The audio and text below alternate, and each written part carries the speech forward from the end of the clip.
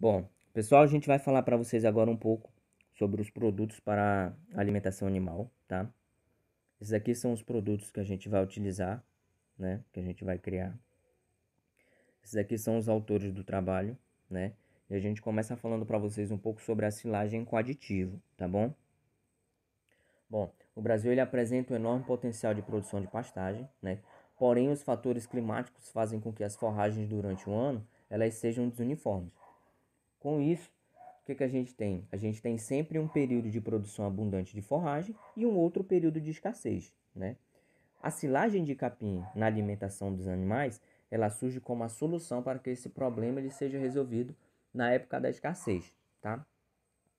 Em questão de legislação, a Instrução Normativa de número 51, né, de 3 de agosto de 2020, ela é responsável por estabelecer os critérios, procedimentos para fabricação, fracionamento, importação e também a comercialização, desses produtos que são dispensados de registro para uso da alimentação animal, né?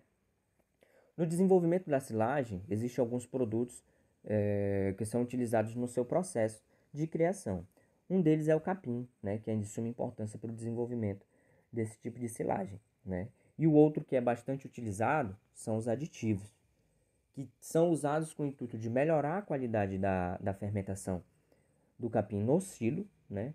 Reduzir as percas de nutrientes e aumentar a ingestão e o desempenho do animal. Bom, aqui nós temos um modo de preparo, né? Onde é feito primeiro a colheita do material que vai ser usado e em seguida a gente já faz o corte desse material no triturador, né? Pegando esse material já faz já adiciona o aditivo, seguido do armazenamento no local que a gente vai utilizar como silo, tá? Aqui nós temos alguns exemplos de capins que podem ser usados. Nós destacamos dois principais, que é o capim elefante, né? E as braquiárias aí. E existem também outros tipos de capins que podem ser utilizados na criação da silagem. Bom, a gente já começa falando agora também um pouco de silagem com farelo de milho, tá? As pastagens, elas são o alicerce da pecuária no Brasil. Entre as plantas que são utilizadas para o processo de ensilagem, o milho ele se destaca como a planta mais indicada para esta prática. Em decorrência de que? Da sua fácil conservação dentro do silo e do seu alto valor nutritivo, tá? Em questão de legislação, a silagem de milho ela também se encaixa na Instrução Normativa de número 51, de 3 de agosto de 2020, que estabelece os critérios desde a fabricação até a comercialização desses produtos, tá? Aqui, os principais produtos usados, né, na criação é o capim e o farelo de milho, né? O fluxograma ele é basicamente o mesmo do primeiro. A diferença é que nesse a gente vai adicionar o farelo de milho ao invés de adicionar o aditivo, tá bom? Na questão do processamento, a gente faz primeiro a colheita do material, né? Em seguida já faz justamente a repicagem. A repicagem ela tem o objetivo de facilitar o acondicionamento e a compactação do produto dentro do recipiente. O tamanho das partículas de capim elas devem ser entre 2 a 3 centímetros de tamanho, né? Elas devem ter justamente essa medida aí para facilitar essa compactação dentro do recipiente. Em seguida a gente já faz a adição, a gente já adiciona, né, o produto para a fermentação, seja ele farelo de milho ou o aditivo para que ocorra a fermentação. No terceiro ponto, nós temos a compactação e a vedação do material. A compactação do material ela deve ser feita no silo, que no nosso caso é um balde, né? Detalhe, a fermentação do material ela deve ocorrer na ausência de ar, tá bom? Por fim, nós temos o tempo mínimo de armazenamento, né? O ciclo da fermentação da silagem ela se dá dentro do período de 21 dias, né? Nesse período a silagem ela já se encontra totalmente estabilizada e aí a gente vai fazer o teste para ver se deu certo ou não. Farinha de peixe.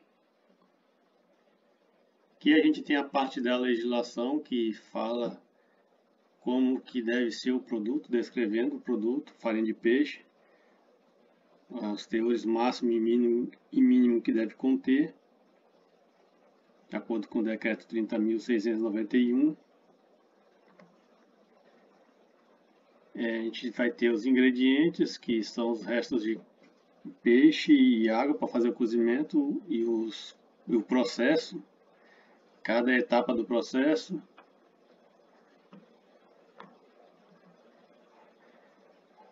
Aqui tem o fluxograma com o processamento para a obtenção da farinha de peixe, desde a utilização dos restos de peixe, o cozimento, depois a secagem, a moagem, depois esse material é prensado para retirada do óleo.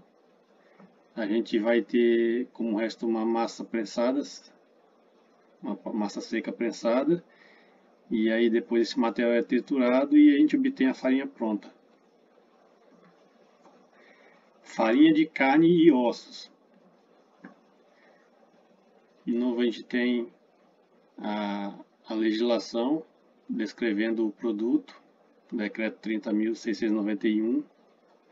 Importante que esse alimento ele não pode ser utilizado na alimentação de ruminantes, né? A lei proíbe.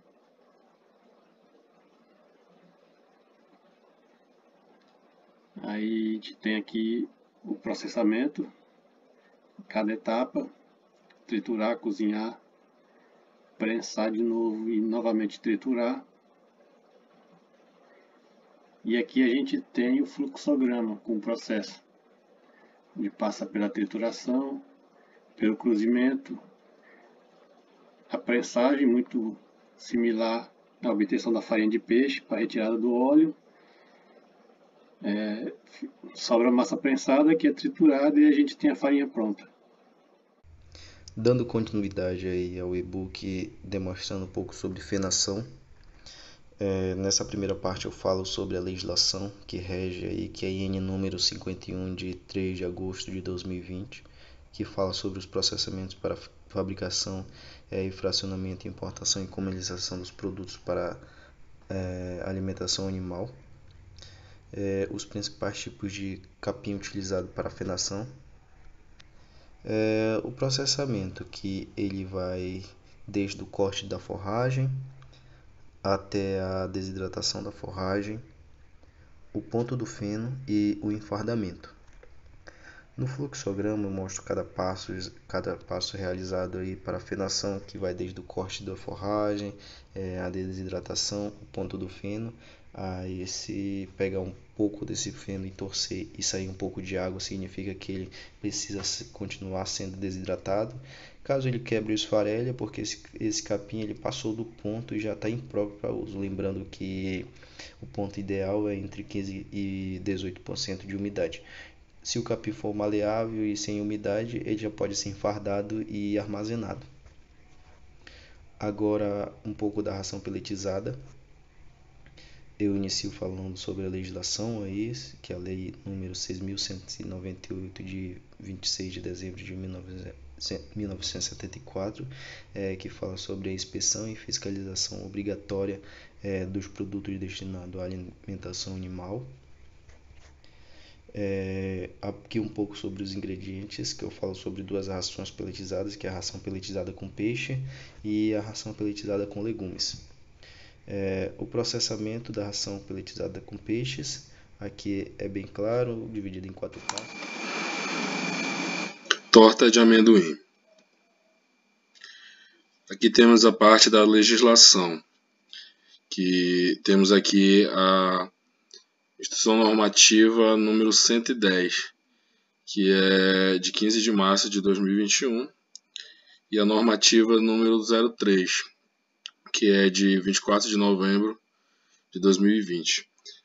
Essas normativas, elas determinam as normas para o uso de produtos na alimentação animal. E o principal ingrediente é o amendoim. A parte de processamentos começa com a seleção dos grãos. E em seguida, o grão ele é colocado na prensa. e é retirado todo o óleo. O que sobra após a retirada do óleo é a torta. Aqui no fluxograma, o processo começa com a colheita. Em seguida, temos a seleção dos grãos. Após a seleção, esses grãos são colocados na prensa, que vai retirar o óleo, e o que sobra após a retirada desse óleo é a torta. Óleos brutos. A legislação, temos aqui a resolução de número 482, de 23 de setembro de 1999, e a resolução 22, de 17 de março de 1977. A resolução número 22, ela estabelece o coadjuvantes de tecnologia de fabricação para os óleos e gorduras.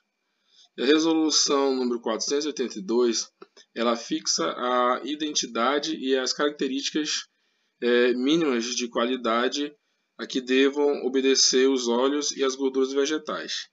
E também o principal ingrediente é o amendoim. O processamento ele começa com a seleção dos grãos. O grão ele é colocado na prensa. O óleo ele é retirado do grão. E após ser retirado do grão, esse óleo ele é armazenado em recipiente. Aqui temos o fluxograma, que é parecido com o outro, começa com a colheita, né? Aí tem a seleção dos grãos, que em seguida é colocado na prensa, e esse óleo vai escorrer e ser armazenado em um pote, por exemplo, esse aqui de vidro, né? E esse aí é o óleo bruto da retirada do grão de amendoim.